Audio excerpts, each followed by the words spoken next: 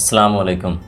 मैं हूं मुदस्सर बशीर और आप सबको BFA यूनिवर्स में खुश आमदीद। स्टूडेंट्स, आपको पता है कि हम एक्सरसाइज 3.3 के पहले 2 क्वेश्चन पिछले लेक्चर्स में कर चुके हैं और उन लेक्चर्स में हमने ये सीखा कि प्रोपोर्शन क्या होता है और फिर हमने मीन प्रोपोर्शन, थर्ड प्रोपोर्शन, उसके बाद फोर्थ प्रोपोर्शन और हमने लास्ट पे वहाँ कंटीन्यूअस प्रोपोर्शन के बारे में बात की थी। उसके बाद हमने 2 क्वेश्चन कर लिए हैं जिसमें हमने थर्ड प्रोपोर्शन के क्वेश्चन किए और फोर्थ के भी किए।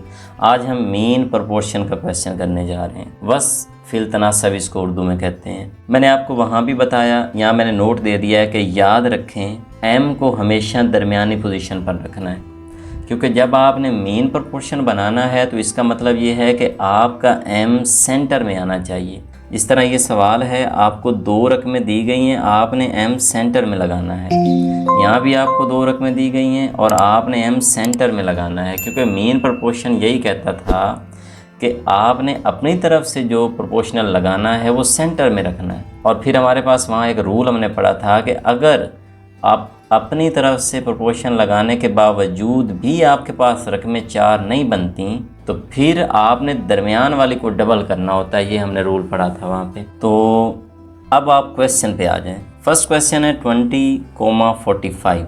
मैं क्या कहता हूँ कि let M be the mean proportional, यानी M मेरे पास वस्ती तनासब है। तो इन दोनों के दरमियान में मैंने M लगा दिया और चूँकि मुझे रकमें 4 करना थी तो मैंने ये काम किया कि इस M को 2 बार लिख लिया, 20 और 45 वैसे ही लिखे गए। फिर वही पुराना असूल, वस्तैन का हासिल ज़रब इज़ इक्वल टू तरफ़ैन का हासिल ज़रब। वस्तैन मैं इस तरफ इसलिए लिख रहा हूँ क्योंकि मुझे अब मेरे पास जो अननोन वेरिएबल है वो सेंटर में आ गया है। मुझे इसका जवाब निकालना है, ये M इसी तरफ रहे, इसलिए मैंने वस्तैन इस तरफ लिख ली है, तरफ़ैन इस तरफ लिख ली है। अब आप देखें कि वस्तैन का मतलब है सेंटर वाले, M क्रॉस M ये हो गया, इज़ इक्वल टू तरफ़ैन का मतलब है बाहर वाले, यानी 20 क्रॉस 45। अब मैं यहाँ पे गौर करूँ, M क्रॉस M बनता है M स्क्वायर के और 20 क्रॉस 45 कितना बनता है, यहाँ मल्टीप्लाई करके देख लेते हैं। 20 क्रॉस 45, 5 0 0,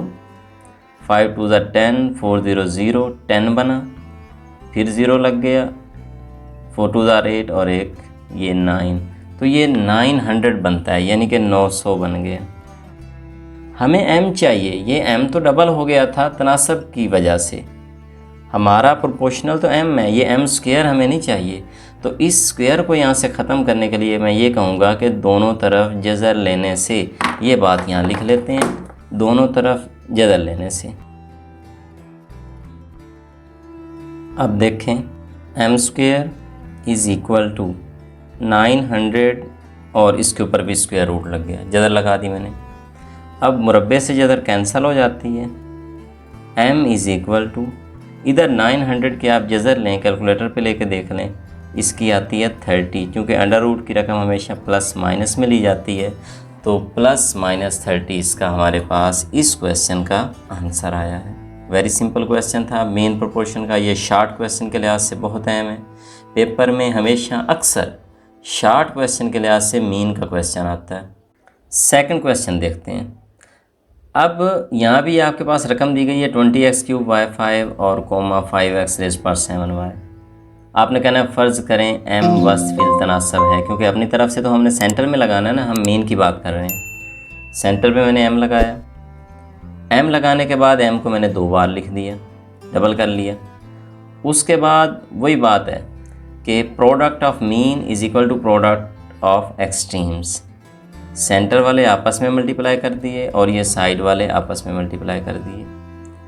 सेम बात M क्रॉस M, ये M स्क्वायर हो जाएगा। इन दोनों को आपस में मल्टीप्लाई करना होगा। अब 20 चूँकि गिनती का है और ये 5 भी गिनती का है, ये दोनों मल्टीप्लाई होंगे तो 20 5 बन जाएगा 100। x वाला x से मल्टीप्लाई होगा, यहाँ x 3 है, वहाँ x 7 है, तो ये बन जाएगा x⁻10, क्योंकि 3 और 7 जमा होंगे, सेम रकमें मल्टीप्लाई हों ताकत जमा होती है। y वाले भी इसी तरह 5 और वहाँ y की पावर 1 है तो y⁻6 बन जाएगा। आपने तो चूँकि M का जवाब निकालना है, यहाँ ऊपर स्क्वायर आ गया, स्क्वायर ख़त्म करने के लिए मुझे जज़र लेनी है, तो यहाँ मैं लिखूँगा, इंग्लिश में लिख देता हूँ, टेकिंग एम स्क्वायर और ये ऊपर स्क्वायर रूट आ गया, इधर 100 x raised power 10 y raised power 6 और इसके ऊपर भी स्क्वायर रूट लगा दिया मैंने। इस साइड पे तो मैं देखता हूँ कि स्क्वायर से स्क्वायर रूट कट जाएगा, m आंसर आएगा मेरे पास। जबकि उस साइड पे देखूँ तो इस साइड पे 100 की जगह तो 10 आ जाएगी, ये तो ठीक है, लेकिन x रेज़्ड पावर 10 की जज़र क्या आएगी? ये यहाँ पे आप देख लें कि जज़र का मतलब क्या होता है। देखें, जज़र का मतलब ये होता है कि पावर 1/2, अगर x की पावर 10 है और ऊपर जज़र लगी हुई है तो जज़र का मतलब है 1/2। तो ये 2 इस 10 को काट देगा तो बाकी रह जाएगा 5, क्योंकि 2 5 10। तो अगर पावर्स में रकम हूँ और उसका स्क्वायर रूट लेना हो तो एक्चुअली वो पावर हाफ़ हो जाती है, यानी कि ये x की पावर रह जाएगी 5 और y की 6 है, तो चूँकि ये भी हाफ़ करनी है तो ये रह जाएगी 3 और जज़र लिया है तो प्लस माइनस में। तो ये मेरे पास m का आंसर आया है वस्फ़िल तनासब का। वेरी सिंपल क्वेश्चन था, आपको 2 रकमें दी, सेंटर में m लगाया और क्वेश्चन हल कर दिया। 2 रकमें थी, सेंटर में m लगाया और क्वेश्चन हल कर दिया। इन सवालों में सिर्फ यही होता है कि चूँकि 2 बार m बन जाता है डबल करने की वजह से, तो बाद में आपको जज़र लेना पड़ती है। चलते हैं अपने नेक्स्ट क्वेश्चन की जानिब। इस क्वेश्चन में भी हमें 2 रकमें दी गई हैं और हमें तो वही कहा गया कि आपने मीन प्रोपोर्शन निकालना है, यानी वस्फ़िल तनासब है। मैं फिर वही कहता हूँ, let m be the mean proportional. m centre में लगाऊंगा और जब मैंने m सेंटर में लगाया तो m को अब मुझे 2 बार लिखना है 4 रकमें पूरी करने के लिए। वस्सैन का हासिल ज़रब इज़ इक्वल टू तरफ़ैन का हासिल ज़रब, तरफ़ैन वाले लिख लिए। अब m को m से मल्टीप्लाई कर दिया और ये 15 p की 4 q r क्यूब को 135 q 5 r 7 से मल्टीप्लाई कर दिया। अब जब मल्टीप्लाई होगा, सवाल सेम पैटर्न पे चलता है, इधर m स्क्वायर हो जाएगा, उधर 135 और 15 आपस में मल्टीप्लाई करना पड़ेंगे। आप इनको साइड पे बेशक मल्टीप्लाई कर लें, मैं डायरेक्ट कर देता हूँ। 15 5 75, 7 हासिल, 15 3 45 और 7 52, अब की बार 5 हो गए, 15 1 15 और 5 20, तो 2025 बनता है। 15 और 135 को अगर आपस में मल्टीप्लाई कर दिया जाए 20 25। अब देखें, इधर p है, उसके पास p नहीं है, ये p वैसे ही लिखा जाएगा p raised to power 4। q 1 है, उधर q 5 है, तो ये टोटल हो जाएगा q raised to power 6। r 3 है, उस तरफ r 7 है, तो r रेज़्ड टू पावर बन जाएगा 10, क्योंकि 3 + 7 10 होता है। वंस अगेन m है, m स्क्वायर है, मुझे m चाहिए। मैं यही कहूँगा कि दोनों तरफ जज़र लेने से, बल्कि जज़र के बारे में भी लिखा करें, दोनों तरफ जज़रुल मुरब्बा लेने से, क्योंकि ये 2 वाली जज़र है, स्क्वायर वाली जज़र है।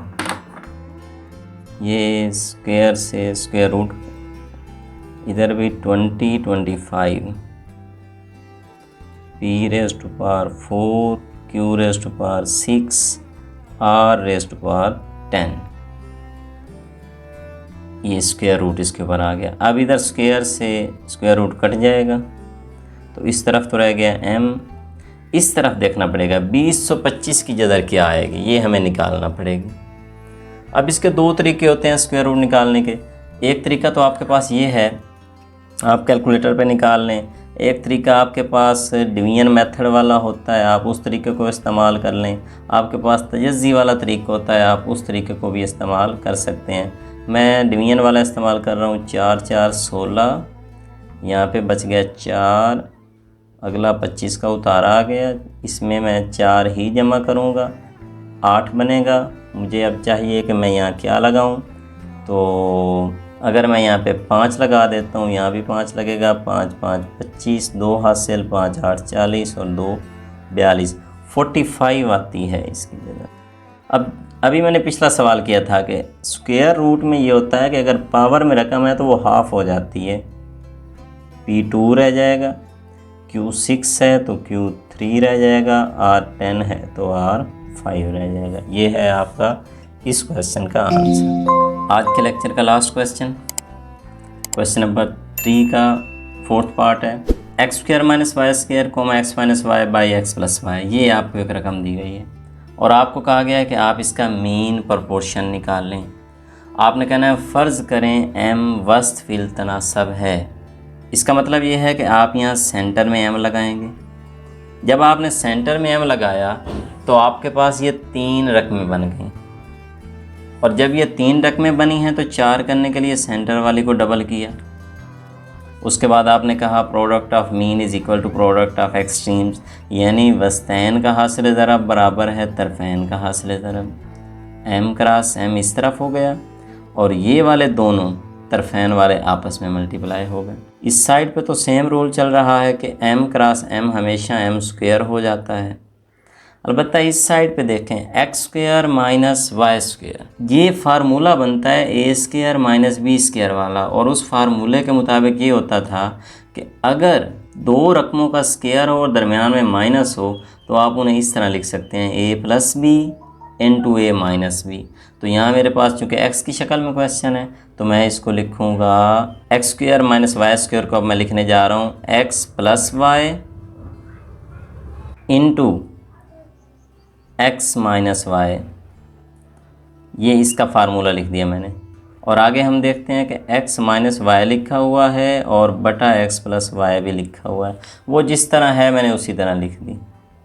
This simply m square is equal to x plus y से x प्लस वाई कट जाएगा, बाकी x माइनस वाई और x माइनस वाई रह जाएगा। इसका मतलब x माइनस वाई और x माइनस वाई दोनों का हो जाएगा स्क्वायर, क्योंकि 2 बार है तो स्क्वायर करेंगे। पुराना स्टेप करना होगा, दोनों तरफ हमें जज़र लेनी होगी। हम कहते हैं taking square root both side.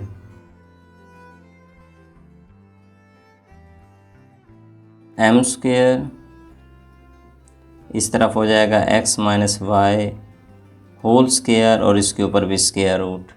जब स्क्वायर रूट लगाया तो इधर ये कट गया, m रह गया, इस तरह भी मुरब्बे से जदर कट गई तो प्लस माइनस के साथ आपने जब भी जदर ख़त्म करनी है प्लस माइनस ज़रूर लगाना है। तो ये है आपका इस क्वेश्चन का आंसर। आज हमने एक्सरसाइज 3.3 का जो 3rd क्वेश्चन था और मीन प्रोपोर्शन पे मुश्तमिल था उसके 4 पार्ट्स हमने हल किए हैं। इंशाल्लाह नेक्स्ट लेक्चर में हम जो इसका लास्ट क्वेश्चन है 4th और वो मुसलसल तनासब का है उसको हल करेंगे। तो तब तक के लिए अल्लाह हाफिज़, थैंक यू।